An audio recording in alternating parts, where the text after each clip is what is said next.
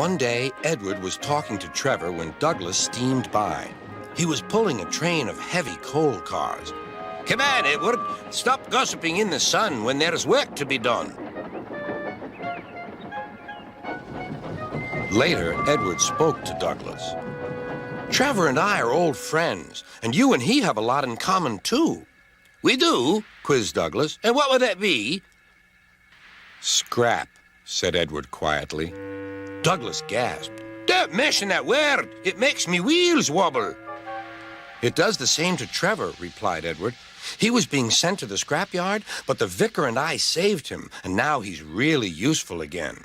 Even so, Sir Topham Hatt certainly does need another steam engine here." "Aye, he does, and quickly." That night, Douglas was still working. He had taken the midnight goods train to a station at a faraway part of the island where only the diesels work.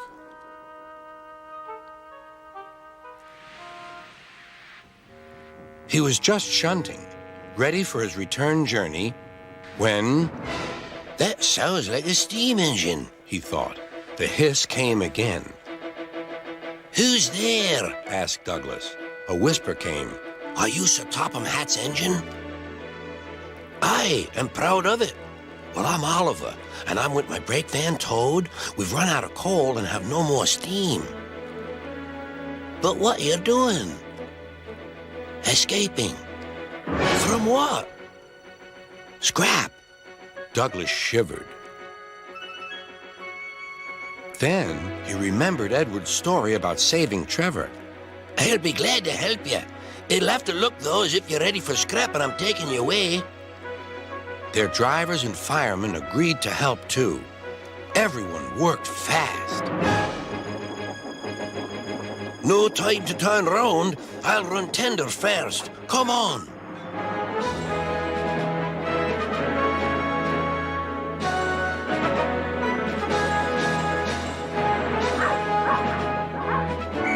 But before they could clear the station, they were stopped. "Aha!" called a foreman. "A Great Western engine and a brake van, too. You can't take these." "Aye, but they're all for us," said Douglas's driver. "See for yourself." The foreman looked all over Oliver. "Seems in order. Right away, guard."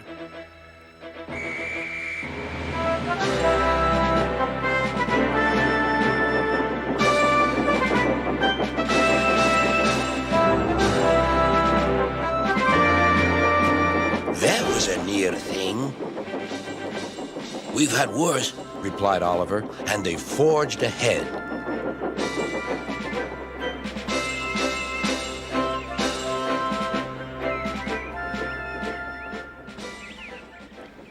It was daylight when their journey ended. "We're home!" cried Douglas. "Shh!" said his driver. "There are the works. We'll find a place for Oliver." Oliver said goodbye and thank you, and Douglas puffed away. The next day, Douglas told the other engines all about Oliver. "Sir Topham Hatt will have to know," said James. "Douglas should tell him at once," added Gordon. "Well, here he is," said a voice. "Now, what's this all about?" "Beg pardon, sir, but we do need another engine." "Yes, sir," ventured Gordon. "A steam engine, sir." "Well, unless one is saved from scrap, there's little hope." "But, sir, one has." "Yes, indeed. And thanks to you, Douglas, he is now at our works. Oliver is just what we need for Duck's branch line." Everyone cheered. Now Oliver and Toad are mended and painted in full Great Western colors. Duck and Oliver are happy on their branch line. The others laughed at first and called it the Little Western. Duck and Oliver were delighted, and so the Little Western it will always be.